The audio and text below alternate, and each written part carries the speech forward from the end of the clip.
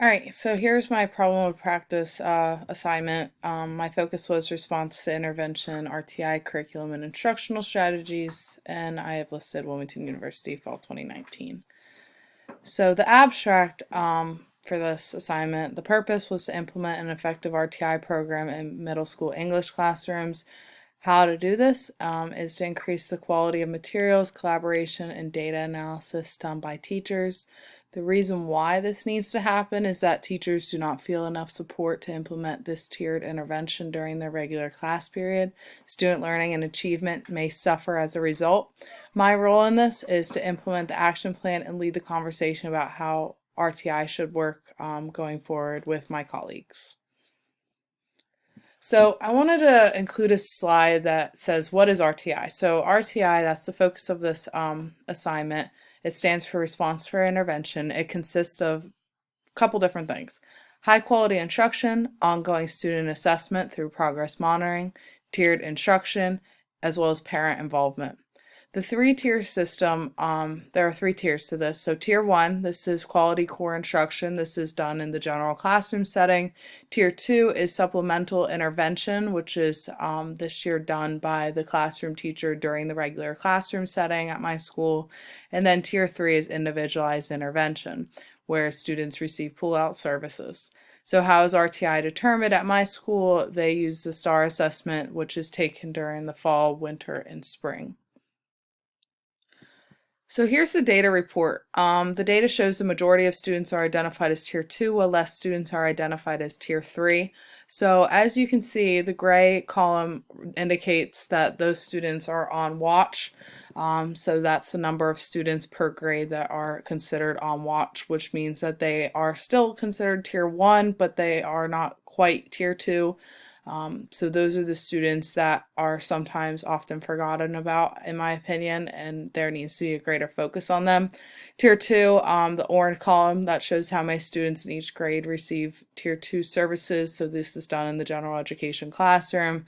For example, 6th grade, there is about, I believe that's 26 students, and those 26 students are split between 4 different classes. So that has resulted in increased ratios of students receiving services in some classes over other classes. The last column, tier 3, is in blue, so that is where least students seem to fall, which could indicate a good sign that students are not quite at the level of needing that urgent intervention yet, although some are there.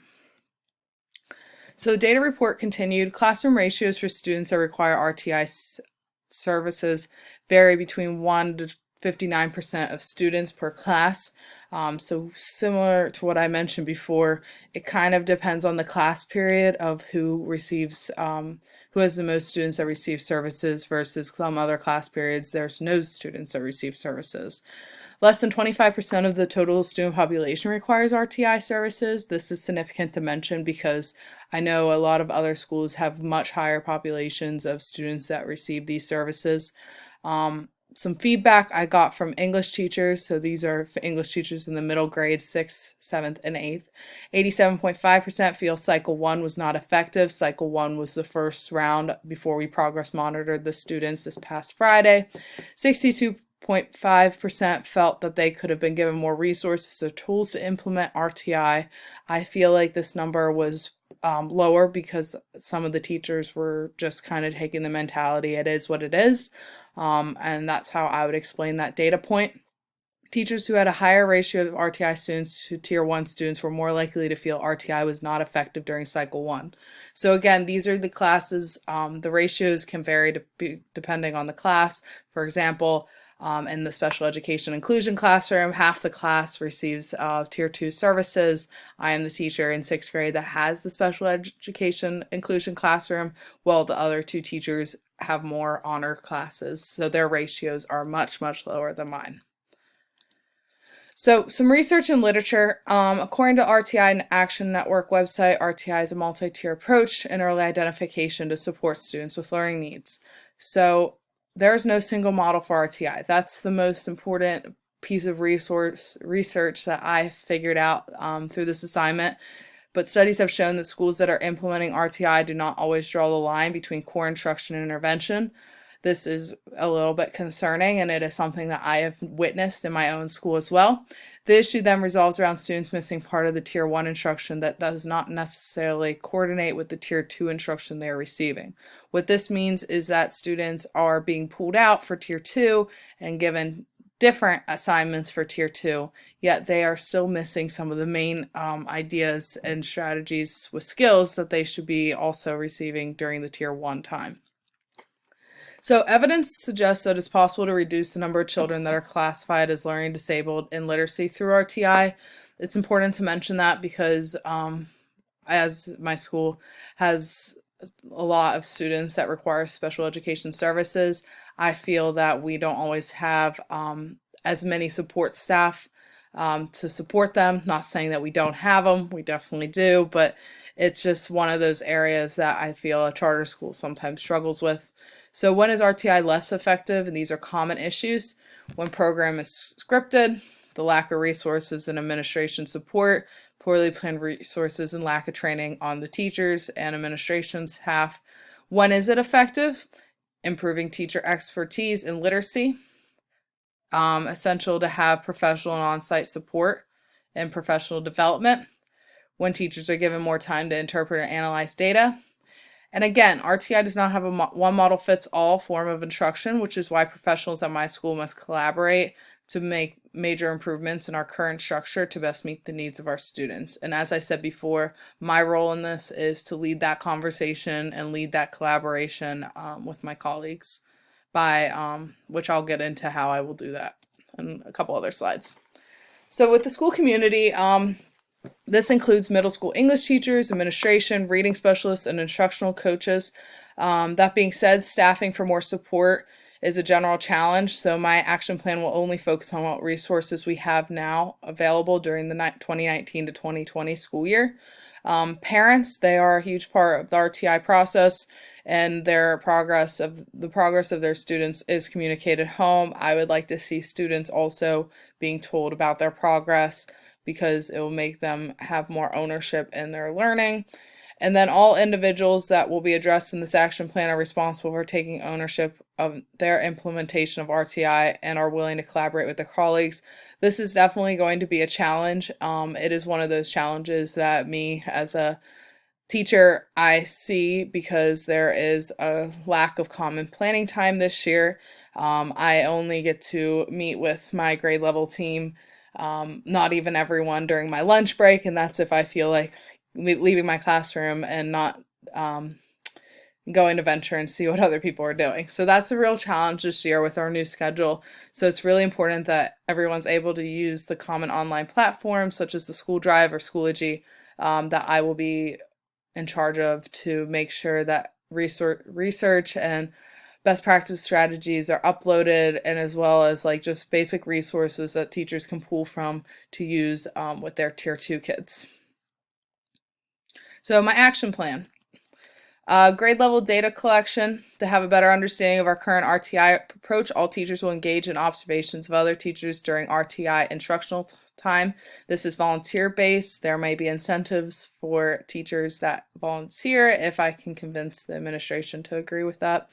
Purpose is to determine the strengths and weaknesses of our current approach to RTI and reflect on those observations. That reflection piece is super important, because throwing a bunch of teachers in a classroom and saying, hey, watch what they do, isn't going to be as effective as having those teachers have the time to reflect on their experiences.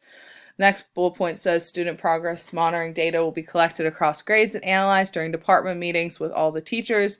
And the purpose is to determine if RTI is shown to be effective in the various classrooms and grade levels.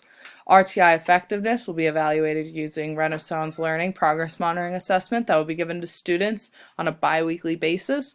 So an increase in score would indicate that it is effective, while a decrease in score is ineffective within reason. So within, like, I would say a 25-point increase or decrease would show either the program's working for that student or the program is not working, which means that we must do something better. I've chosen to focus on the Renaissance Learning Progress Monitoring Assessment only because that is the only assessment my school uses to determine if a student qualifies for Tier 2 or Tier 3 intervention. So I wanted to make a note of that. That is the reason why I am only using that particular assessment. So, developing an action plan, best teaching practices and strategies are essential when preparing an effective RTI program. Teachers must be informed and trained to apply a variety of strategies to enhance their instruction. Providing teachers with guidance of how to best implement RTI in their classrooms is so important to ensure that instruction remains homogeneous across classrooms. This means that teachers are teaching the similar concepts, addressing the same concerns. They can change it and differentiate it slightly for their specific students, but one thing I've noticed is that it's not really fair that some students are receiving different instruction that might cover concepts a little bit better than another teacher that is just doing what they can given the amount of time they have. With the assistance of the department leader, coaches, other teachers, and admin, teachers can give them more support and instructional strategies that would result in greater achievement of their students. So my strategies for the action plan, as I'm approaching 11 minutes. So effective, high-quality teacher instruction plays a major role in developing an RTI program. So step 1, determine the changes that need to be made. Step 2, increase the collaboration. Step 3, create a common platform for resources. Step 4 is to continue all of these steps, observing, collaborating, and updating resources throughout the school year based on teacher feedback and student results. Why is this important? You can revisit the concerns and focus on continuous improvement on the program. This is not a one-size-fits-all. The focus has remained on this school year just because I would like to see some improvements made this year, but I would like to see additional improvements made in the future, and that can only be done through continuous updating and reviewing what we are doing so far. So this plan is simple but necessary. The focus is to increase student achievement and learning, and our current system is not working. So by adopting this action plan, the teachers will receive more support from colleagues, and all teachers will be concentrated on a common goal to increase student achievement. So again, I will be leading this.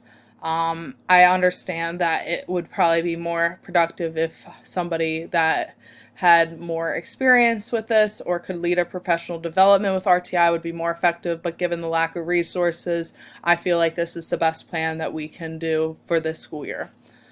So future, continuous monitoring of the RTI program. At the end of the school year, teachers will meet to determine what could be done better during the next school year with admin and their department head. And instructional coaches will work with teachers to implement RTI to determine the effectiveness of instruction and how the teachers can better address their needs. So really, the focus of this whole entire plan is to engage in conversations and to lead that platform with my colleagues. So I would like to revisit the overall structure of RTI at the end of the year. But I, again, am not responsible for creating the schedule, and I would like to share the thoughts that I come up with and my colleagues come up with my administration. RTI is an important part of our school because it will ensure that student achievement keeps increasing and student academic successes remain priorities. So in conclusion, the purpose of this problem practice is to focus on implementing the effective response intervention program for language arts classrooms in the middle grades. Teachers must be given more access to quality materials and best practices if they are expected to implement a program of tiered interventions. I determine the best course of action considering the lack of resources and limited opportunities to collaborate with colleagues face-to-face. My approach instead is going to be using online platforms such as Schoology or the online drive. I would like to look into more platforms that I could use to collaborate with my colleagues throughout this year and moving forward. The action plan, as I've mentioned before, focuses on the rest of the school year, but I would like to revisit the question of restructuring our schedule to prioritize RTI with more trained reading specialists in the future. Overall, my plan focuses on what could be done better to support teachers as they implement tiered intervention in the classroom. So doing what I can as a general ed teacher, and for this purpose of this assignment, this is just kind of like what I came up with. Ultimately, the more the school can do to prepare their teachers to implement such programs will result in increased student achievement and academic success. So the focus of this entire project is on the students, what can be done better to support the students and what they're doing in the classroom. So, and to support the students, you must first support the teachers. And there are my citations. So that is the end of my presentation. Thanks for watching.